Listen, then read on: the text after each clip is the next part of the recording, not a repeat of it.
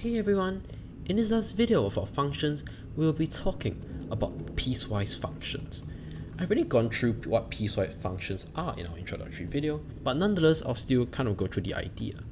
So we have a function fx, and basically in a piecewise function, this function not only has one equation, it has more than one equation for different domains of x. So for example, let's say we have hx for a specific domain. For example, we have x between 0 and 1 inclusive, and then we have gx for otherwise. So this is just one very generic example of our piecewise function, and in this video I will just be looking at piecewise functions in more depth. The idea is that we'll be looking at the ideas that we discussed previously for our normal functions, such as composite functions, inverse functions, whilst introducing even more possible identities for our piecewise functions.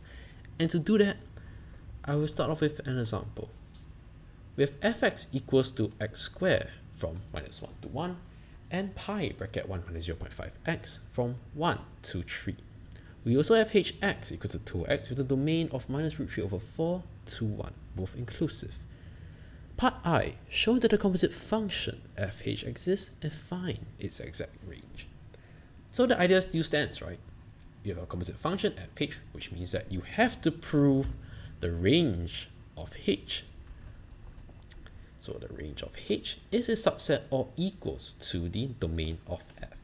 Now the idea is that even the piecewise function, even though there are two different types of domains that are split, it's actually alright to have a split domain kind of thing, right? So let's say your domain, let's say the range of h is from 0 to 2, although 0 to 1 is one equation, then 1 to 2 is another equation, it still gives you the composite function. The idea is that as long as the range of h, all the values in the range of h can give you a value in fx, it is a composite function, which means it's the basic idea of range of h being the subset or equals to the domain of f. Hence we just need to prove that idea. So we first start off with the range of finding the range of h. So we have the range of h equals to, well, since the domain of h is minus root 3 over 4 to 1 inclusive, and we know that 2x is an always strictly increasing function, we have minus root 3 over 2 to 2, both inclusive, and we know that this is a subset or equals to the domain of f, which is from minus 1 to 3, only inclusive of 3. Therefore, with this idea and with this proof that fh exists. Now, the idea is that now we want to find the exact range, right? So it's good for us to actually indicate the domain of fh. So the domain of fh, which is basically the range of h, equals to minus root 3 over 2 to 2, both inclusive. So now, right, it's just basically finding the range. So we have to kind of like evaluate what is the possible, what's the largest value and what's the smallest value you can get from this range. And one way to do that is to break it down to the different domains, as you can see in the question. So in the domain of minus 1 to 1 is only satisfied by the new domain from minus root 3 over 2 to 1. So we have minus root 3 over 2 to 1 for this new domain. Then from here is simply 1 to 2. Okay? Alright, now from minus root 3 over 2 to 1, we know that the greatest value is simply 0, the range is between 0 and 1. Idea is that minus root 3 over 2 is less than 1, less negative than minus 1, therefore it would be less than 1 overall. And because we include the the domain of x equals to 1 in our x squared, the greatest value of x squared is 1 and the smallest value will occur at x equals to 0. So for first equation, we have the range of 0 to 1. In the next domain, which is now 1 to inclusive of 3. However, the domain of fh is only from minus root 3 over 2 to 2, or aka the only part of the domain of fh that intersect 1 to 3 is 1 to 2. So it's going to evaluate from 1 to 2. Right? We know that this is a strictly decreasing function, right? As we can tell by the negative gradient of x. Therefore, we just need to put in the smallest value of x, which is at x equals to 1. So x equals to 1, we have half pi, and half pi is greater than 1. I hope you know that. pi is 3 point something. And as such, we have the range of fh. Alright, so we can put it out in working. So we have the range of fh equals to inclusive of 0, but not inclusive of half pi. You can put pi over 2 or half pi, they are the same. So we've already solved part I. Alright, now we look at the part 2 and 3. And this is where I was talking about a new identity for our piecewise function, is that we are now given that fx plus 4 equals to fx. What you notice in the piecewise function is that it doesn't include every real values of x, right? It's only valid from -1 to 3, only inclusive of 3. Therefore, we now come up with the idea that, okay, fx plus 4 equals to fx, which is the idea also that if we have fx, it is also equals to fx minus 4. So in a sense, right, the domain of x, you cannot find the value of fx for any value of x. It's just that it is always relative, or it goes back to the original domain of -1 to 3. Alright, so that's why we can now evaluate what f17 is with this idea. Previously you can't, right, because the domain of f is strictly from -1 to 3.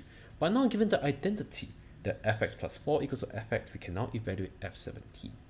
So what you notice is that if we were to just look at it even more, just play with it a bit more, you notice that you're always adding or subtracting by multiples of 4. So one way to do it is by kind of like doing some factorization where you take out the largest multiple of 4 from 17, which is basically 1 plus 16, right? Which then this equals to 1. Alternatively, you can do 17 minus 16, basically subtracting by the largest number of the greatest multiple of 4 that would then result in a value that is in the domain. So in this case, right, I know that 1 is in the domain of the original domain of -1 to 3, therefore I'll change to 1 plus 16.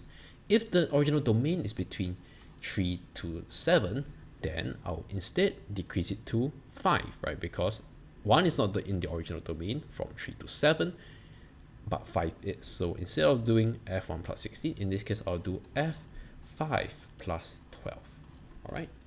So it really depends on the case, right? You always look at the original domain and then work it out from there. But we're not here to discuss domain 3 to 7, we're here to discuss domain -1 to 3.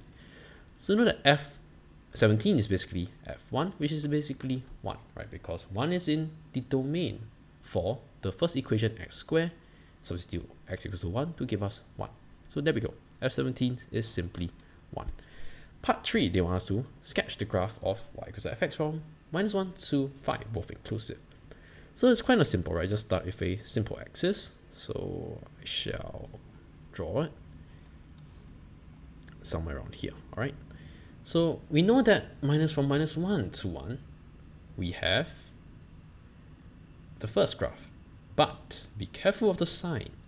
It is inclusive of -1. Because it is inclusive of -1, it's actually the second equation at 3. The idea is that f-1 equals to f3, right? Because f-1 plus 4 will give us f3. So do be careful of the sign, all right? So at f3, we know that it is basically negative half pi, all right? So at negative half pi, so let's put this as -1, it's at negative, actually let's put it closer. It's a negative half pi. Now, but the problem is from -1 onwards, this becomes the first graph. So what I'll do is, I'll then shoot back up to put an empty circle to indicate that this value doesn't exist at -1, but instead the solid circle at pi at -half pi exists. All right. So from here to 1 is basically the x squared graph. So it's simply just symmetrical. Let me try to draw this nicely. So this is x equals to 1. Now from 1 to 3, it is now pi bracket 1 minus 0.5x. So you then put at pi at x equals to 1, which is half pi. So let me put it somewhere around here. It will be higher than our 1, right? So half pi. Then basically again put the empty circle because this value doesn't exist. So from 1 to 3 is basically decreasing, right? It's a linear graph that's decreasing. 2 minus pi over 2, So again, if this is 3, we then have the straight line graph downwards. You can add the point of intersection here, I think you should, which basically occurs at x equals to 2. Alright, so actually let me try to draw that out nicely. Alright, there we go. Alright. So make sure that these two graphs don't touch because they are of different x value. Okay, now we're not done, right? Now we have 2 to 5. So you know that, sorry, we have 3 to 5.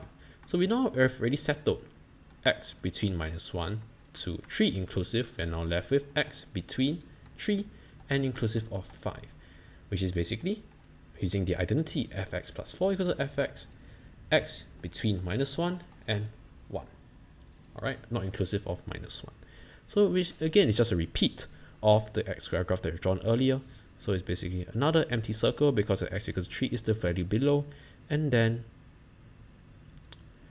this value. So this will occur at 4, 0. This would then be 5, 1. Alright, this would be 0, 0. I didn't type the origin. Okay, cheating there. Alright, so graph sketching for this type of piecewise functions is actually pretty easy, right? It's just sometimes you just need to just keep repeating the same graphs over and over again. Just to be careful of the endpoint and the start point and the usage of empty circles. Okay, so there we have it, a piecewise function for our last video of this topic of functions.